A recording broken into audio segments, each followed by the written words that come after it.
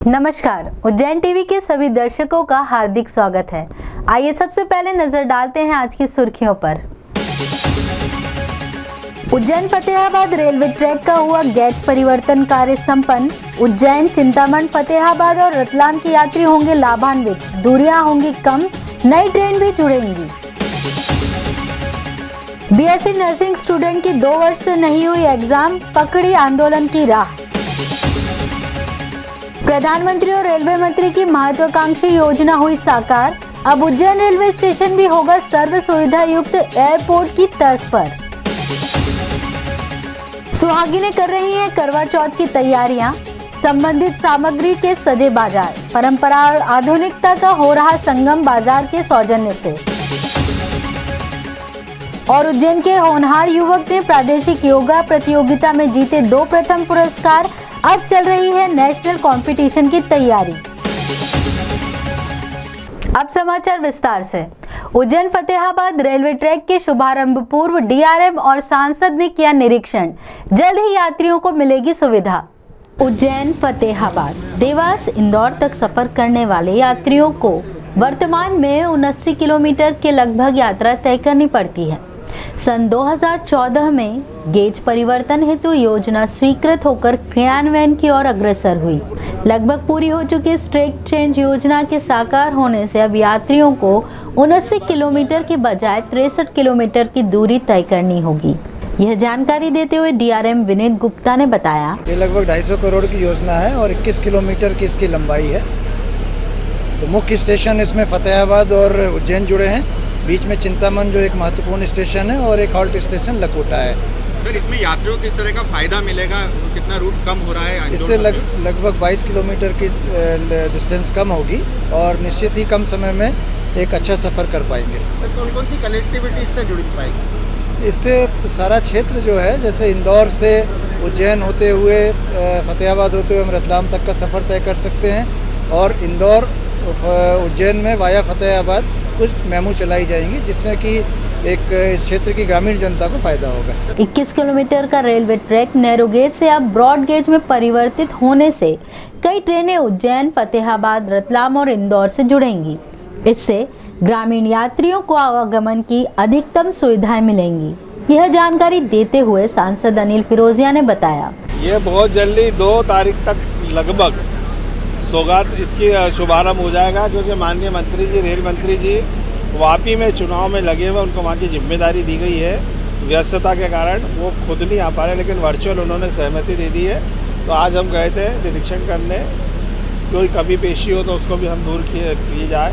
लेकिन वास्तव में रेलवे ने बहुत अच्छा काम किया है और ये एक बहुत बड़ी सौगात उज्जैन, इंदौर और रतलाम के लोगों को मिलने जा रही है, जो कि इंदौर हमारा व्यापारिक केंद्र है और रतलाम से लेके उज्जैन और के लोग जुड़े हुए, ग्रामीण के लोग खासकर जुड़े हुए हैं, अप डाउनर है, उनके लिए बहुत अच्छी एक सौगात मिल रही है। टाइम भी कम लगेगा और सस्ते में उनको ये यात्रा की सौगात मिलेगा। बीएससी नर्सिंग स्टूडेंट्स का भविष्य अटका अधर में। जबलपुर यूनिवर्सिटी ने 2 साल से नहीं ली परीक्षाएं। हम बीमार नहीं बीमारी से, हम बीमार नहीं बीमारी से, हम बीमार नहीं बीमारी से। 2 साल बीत गए और सिलेबस कंप्लीट नहीं हुआ। जबलपुर विश्वविद्यालय से संबंध नर्सिंग ट्रेनी छात्र छात्राओं का कहना है कि हमारे भविष्य के साथ खिलवाड़ हो रहा है। बार बार परीक्षा का टाइम टेबल आता है और निरस्त कर दिया जाता है। आक्रोशित ट्रेनी छात्र छात्राओं ने ज्ञापन देने के बाद बताया, हम बीएससी के स्टूडेंट हैं सभी। हम लोगों की 2 ईयर हो गए, जबलपुर यूनिवर्सिटी ने हमारी एग्ज़ाम नहीं लिए। हर बार हम जब भी कुछ करने का सोचते हैं तो यूनिवर्सिटी एक नया टाइम टेबल रिलीज़ कर देती और फिर एग्ज़ाम नहीं होती है। करीबन मार्च से हमारे पास टाइम टेबल आ रहे हैं और अभी फिर न्यू टाइम टेबल जारी हो गया है नवंबर का, लेकिन ये भी वो कंफर्म नहीं है कि एग्ज़ाम होगी कि नहीं, क्योंकि 25 तारीख को मेडिकल स्टूडेंट ने आंदोलन करने का बोला है, तो उस कारण से उनने टाइम टेबल रिलीज़ कर दिया, लेकिन एग्ज़ाम होगी ये कंफर्म नहीं है। हम 2 साल से अपने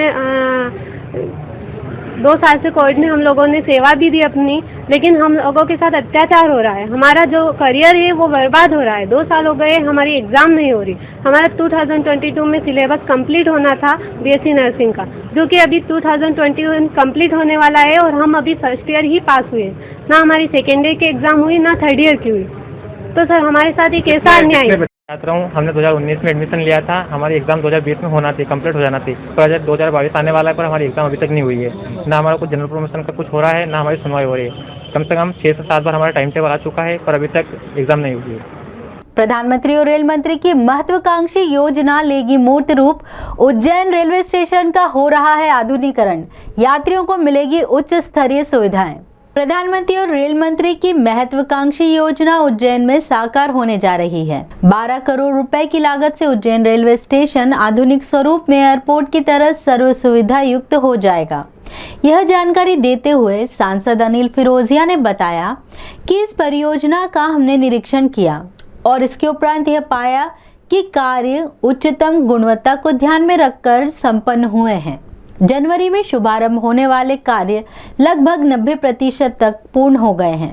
पूरे देश में माननीय प्रधानमंत्री जी और रेल मंत्री जी ने एयरपोर्ट की तर्ज पे रेलवे स्टेशन का निर्माण करवाए हैं। उसी तारतम्य में उज्जैन में भी 12 करोड़ की लागत से रेलवे स्टेशन 80% बन के तैयार है और 80 नहीं 90% और 10% फिनिशिंग वर्क है। बहुत जल्दी ये सौगात भी लोकार्पित होगी, जनता को समर्पित की जाएगी। आज हम उसका निरीक्षण करके आए हैं। काम भी अव्वल हो रहा है, बहुत बढ़िया हो रहा है। और मैंने कुछ सुझाव दिए थे, मैंने वो देखा। मैंने बोला था कि उज्जैन में तीर्थयात्री दर्शनार्थी आए तो उनको लगना चाहिए कि वो उज्जैन आए तो यहाँ शिवलिंग, डमरू और त्रिशूल जो हमारे महाकाल के प्रतीक है तो वो उन्होंने बनाए हैं। और शिवलिंग भी बहुत बढ़िया बना है, जिसपे फव्वारा लगाया जाएगा, लाइटिंग लगाई जाएगी। जो भी तीर्थयात्री दर्शनार्थी उज्जैन आएगा स्टेशन पे तो वो आते से जब ये सब देखेगा तो उसके मन में एक भाव, धार्मिक भाव तो होगा ही, लेकिन उसको ये लगेगा कि हाँ वो उज्जैन बाबा महाकाल की नगरी में आया है। करवा चौथ पर्व को लेकर महिलाओं में छाया उल्लास। बाजार में सज गई पर्व संबंधित सामग्री की अस्थायी दुकानें। पति की लंबी उम्र की कामना को लेकर मनाया जाने वाला पर्व करवा चौथ रविवार को मनाया जाएगा। यहाँ इस पर्व को लेकर फ्रीगंज क्षेत्र में बाजार सज गया है। सड़क किनारे अस्थायी दुकानें लग गई हैं। यहाँ दुकानों पर पूजन सामग्री, माता की चुनरी, अलग अलग वैरायटी के करवे व परंपरा अनुसार चांद देखने के लिए छलनी बिक्री के लिए रखी गई हैं। यहाँ 50 रुपए से लेकर 200 रुपए तक कीमत में सामग्री बेची जा रही है। हालांकि कोरोना काल का असर अब भी दिखाई दे रहा है, बावजूद व्यापारियों को उम्मीद बनी हुई है। करवा चौथ में डिजाइन वाले करवे हैं और चलनियाँ भी हर डिजाइन की बनी हुई है। हाँ, और ये चुन्नी है अलग अलग डिजाइन की, और सब ये फोटो वगैरह, कथा, व्रत की पूरी किताबें और बहुत सी सामग्री है। श्रृंगार, पूरा श्रृंगार माता जी का। और ये करवा चौथ में महिलाएं मतलब ये इसका पति की लंबी आयु के लिए व्रत रखती है। कितने से कितने तक का सामान आ जाता है पूरी पूजा का? अपने यहाँ 50 रुपए से लेके 200 रुपए तक का पूरा टोटल सामान मिल जाता है। अभी कैसा रिस्पांस आ रहा महिलाओं का अभी? हाँ, अभी तो बहुत लॉकडाउन की वजह से बहुत धंधे में बहुत ही कम चल रहा है। वैसे उज्जैन के होनहार युवक को प्रादेशिक स्तर पर योगा में मिले 2 प्रथम पुरस्कार, अब कर रहा है नेशनल कंपटीशन की तैयारी। भारतीय लहजे में जिसे योग और अंग्रेजी लहजे में जिसे योगा कहा जाता है, उसने अपनी श्रेष्ठता, लोकप्रियता और उपयोगिता स्वतः सिद्ध कर दी है। योग दरअसल वह विधा है जिसके एक पहलू पर अध्यात्म और दूसरे पर मानसिक और शारीरिक सेहत है। विगत दिनों नेशनल योगा फेडरेशन द्वारा आयोजित 2 प्रतियोगिताओं में प्रथम स्थान प्राप्त करने का गौरव प्राप्त कर चुके शुभम शर्मा ने बताया। भारत सरकार द्वारा योग को खेलने की मान्यता मिलने के बाद नेशनल योगासन स्पोर्ट फेडरेशन के द्वारा अभी ऑनलाइन स्टेट लेवल कंपटीशन आयोजित की गई थी, जिसमें प्रदेश भर के 840 बच्चों ने पार्टिसिपेट किया था। मेरा 2 कैटेगरी में प्रथम स्थान प्राप्त हुआ है मुझे, एक ट्रेडिशनल योगासना और एक आर्टिस्टिक योगासना। और मैं मेरे कोच, मेरी फैमिली और मेरे शिक्षक का आभार मानता हूँ जिन्होंने मुझे मार्गदर्शन किया है। कोरोना काल की विदाई के साथ शिक्षा आ रही अपनी पुरानी पद्धति पर छात्र छात्राएं पुनः परिचित हो रहे शिक्षा के पुराने ट्रेंड से। कोरोना त्रासदी के बाद बंद हुए और फिर ऑनलाइन पद्धति से गुजरे हुए विद्यार्थी, शिक्षक और संचालक पुनः स्कूली शिक्षा पद्धति पर लौट रहे हैं, मगर सामंजस्य बैठाने में कभी सहज कभी असहज छात्र छात्राओं का कहना है, हमें बहुत सारी शिक्षा की परेशानी आई है। जैसे कि हमें ऑनलाइन क्लास होती थी, उसमें नेटवर्क की बहुत प्रॉब्लम होती थी। हम कुछ भी सवाल रहते थे तो हम पूछ ही नहीं पाते थे सर से, और अगर जब स्कूल चालू हुआ तो हम जैसे कोई भी डाउट रहता था सर से पूछ लेते थे। हमारे फ्रेंड से मिलके बहुत अच्छा लगा हमें। जैसे स्कूल चल रहा है ना, तो बहुत ही शिक्षा में जो भी हमें दिक्कत होती है वो सारी टोटल मतलब समझ में आता है। ऑनलाइन क्लास में क्या रहता था, समझ में तो सभी आता था, लेकिन जो भी दिक्कत है और डाउट से वो पूछ नहीं पाते थे सही से। मतलब खास कारण रहा कि हम कुछ पूछ सकते थे वो ऑनलाइन क्लास में नहीं पूछ सकते थे, वो हमें स्कूल में मिल सकता। वो स्कूल खुलने के कारण बहुत खुशी हुई है कि हम जो क्वेश्चन नहीं पूछ पाते थे वो हम यहाँ के पूछ रहे हैं। ऑनलाइन क्लास जो चलती है किस प्रकार की मुसीबत है? कभी नेटवर्क प्रॉब्लम होती थी, कभी क्लियरिटी नहीं आती थी वीडियो में, और बहुत सारी प्रॉब्लम थी। अभी सरकार के आदेश से स्कूल खुल चुके हैं, अब आपको कैसा लगता है? बहुत खुशी है हमें स्कूल खुले हैं, जिससे हम अपने सारे टीचर्स से मिल पा रहे हैं और उनके मार्गदर्शन ले पा रहे हैं। दूसरी ओर स्कूल संचालक और शिक्षक परिवर्तित परिवेश के बारे में बता रहे हैं। एक्चुअली सबसे पहले तो ग्रामीण क्षेत्र से बिलोंग करते हैं, तो सबसे ज़्यादा नेटवर्क प्रॉब्लम, बच्चों के पास मोबाइल की फैसिलिटी नहीं है, इसलिए सबसे ज़्यादा प्रॉब्लम इसी चीज़ की आई है हम लोगों को कि हम लोगों को उनको जो तैयारी कराना थी वो एग्ज़ाम की या किसी भी चीज़ की, तो वो प्रॉपर नहीं हो पाई है। हम जैसे स्कूल चला रहे हैं सभी, तो इसे ये समस्या मुझे अकेले को नहीं, जितने भी स्कूल संचालक है लगभग कहीं ना कहीं सभी को इस समस्या का सामना करना पड़ा। लॉकडाउन में हमें ऑनलाइन क्लास के लिए हमें काफ़ी खर्च करना पड़ा, ऑनलाइन मैनेजमेंट की पूरी व्यवस्था करना पड़ी, लेकिन हमने उसमें खर्च भी काफ़ी किया। और उसके बावजूद पेरेंट्स ने ऐसा मन बना लिया कि हमें फ़ीस नहीं देना है, और पेरेंट्स ने हमें ऑनलाइन की फ़ीस का भुगतान नहीं किया समय पर।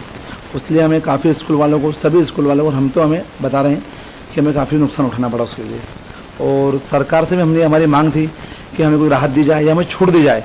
जैसे इलेक्ट्रिसिटी बिल के अंदर हमें राहत नहीं मिली, बैंक में हमने चर्चा करी भी लोन में कुछ छूट दी जाए, ब्याज में रोक दी जाए, लेकिन उनमें भी उन्होंने किसी प्रकार की राहत नहीं दी। नगर निगम में हमने उनसे मांग करी कि अभी कोई जो टैक्स लग रहे हैं उस टैक्स को रोका जाए अभी, लेकिन उसके अंदर किसी प्रकार की उन्होंने हमें रियायत नहीं दी। पवासा मल्टी निवासी विवाहिता ने पारिवारिक विवाद के चलते लगाई फांसी। पवासा पुलिस के अनुसार सीमेंट गोदाम मातपुरा निवासी महिला किरण पिता योगेश बाखड़े ने पवासा मल्टी के सी ब्लॉक में रहने वाली अपनी मां के घर में साड़ी से फंदा लगाकर आत्महत्या कर ली। महिला ने 1 साल पहले ही योगेश से प्रेम विवाह किया था। महिला विवाद के चलते अपने मां के घर पवासा चली गई थी। मां काम पर चली गई, तब महिला ने फांसी लगा ली। बुधवार को पति योगेश पवासा मल्टी पहुंचा तो पता चला कि उसकी पत्नी ने फांसी लगा ली है। पुलिस प्रकरण कायम कर मामले की जांच कर रही है। वहीं मामले में गुरुवार को पोस्टमार्टम कराया गया। मेरी लड़की का किरण नाम था, किरण सिसोदिया। क्या उसको 12:30 बजे मैंने फ़ोन लगाया तो उसने क्या बोला कि नहीं मम्मी मैं खाना बाद में खा लूँगा, कहने मैं अभी बर्तन मान लूँ, कहने के क्या तो कि तुम कितनी लेट आओगे, तो मैंने के 6:30 बजे मैं आ जाऊँगा बेटा। क्या ये बात हुई उसकी। और 1 बजे मैंने फ़ोन लगाया था, उसका फ़ोन स्विच ऑफ आ रहा था। कब की घटना है ये कल की, दिन या रात में? दिन की। क्या हुआ था आपके पास रह रही थी, किस कारण से आपके पास रह रही थी, क्या है? रहती थी उसके ससुराल में। मैं कल ही लेके आई थी, मैंने सामान शिफ्ट करा था वहाँ मंडिल में, कमरा लिया था किराया से, तो वहाँ कल ही सामान शिफ्ट करा था। पर उसको छोड़ के मैं 8:30 बजे काम पे निकल गई थी, सिर्फ वो अकेली थी घर पे। क्या कारण सामने आ रहा है, क्यों उसने ऐसा किया? ऐसे मुझे नहीं मालूम, क्योंकि इनकी दोनों जने की रात में भी फोन पे लड़ाई हो रही थी और दिन में भी इनकी लड़ाई हो रही थी फोन पे। क्या तो चोरी के ऊपर, मोबाइल के ऊपर मैसेज आ रहा था, मैसेज में बोल रहा था कि तुम तो खुश रहना गोलू के साथ में। गोलू अब इतने भाई उन उसके 5 मौसी है, 5 मौसी के छोरे उनसे सबसे बात करती रहती। क्या तो उनके ऊपर है तो बिल्कुल वो उसके इंजाम धर रहा था। मौसम के आंकड़े जानने के पूर्व बदलते मौसम की जानकारी दे रहे हैं वैधशाला अधीक्षक। उज्जैन की शासकीय जीवाश्री वैधशाला के अधीक्षक राजेंद्र गुप्त ने गुरुवार को जानकारी देते हुए बताया कि जैसे जैसे सूर्य दक्षिणी गोलार्ध में मकर रेखा की ओर जा रहा है, इस वजह से सूर्य पृथ्वी से दूर हो रहा है। जिससे मौसम में अब धीरे धीरे ठंडक बढ़ती जा रही है। दूसरी वजह यह कि सूर्य की किरणें पृथ्वी पर देर से पहुंच रही हैं। न्यूनतम तापमान 17 डिग्री हो गया है, दिन छोटे होने लगे हैं और जैसे जैसे सूर्य और अधिक दक्षिणी गोलार्ध की ओर जाएगा, ठंडक और बढ़ती जाएगी। जैसा कि हम देख रहे हैं कि 2-3 दिन से काफ़ी ठंडक की स्थिति हो रही है। कारण क्या है कि सूर्य दक्षिणी गोलार्ध में मकर रेखा की ओर जा रहा है, जिसके कारण सूर्य हमसे दूर हो रहा है, उसकी किरणें भी तिरछी हो गई हैं, दिन की अवधि भी छोटी होने लगी है।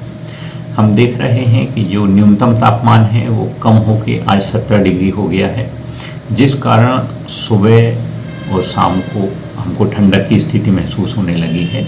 दिन में अवश्य गर्मी की स्थिति है, क्योंकि धूप एकदम खुली हुई है, आकाश साफ है, इस कारण गर्मी की स्थिति है और अधिकतम तापमान बहुत ज़्यादा कम नहीं हुआ है। लेकिन सूर्य जैसे जैसे दक्षिण की ओर जाएगा वैसे वैसे तापमान कम होगा और ठंडक की स्थिति बढ़ती जाएगी।